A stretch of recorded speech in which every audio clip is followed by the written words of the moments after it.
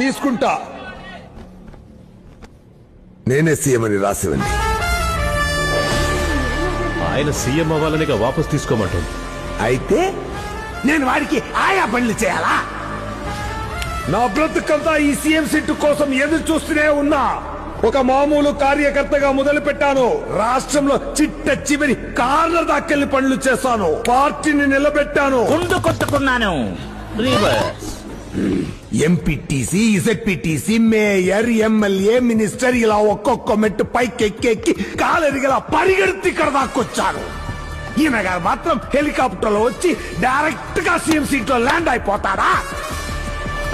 అలాగే నాకు ఒక లాలీపాప్ కొనివ్వండి, నోట్లో పెట్టుకొని చిక్కుతూ పోతా. నేను వాపస్ తీసుకోను. మా నాన్నే కాదు, నేను సచ్చినా నిన్ను సీఎం కానివ్వను.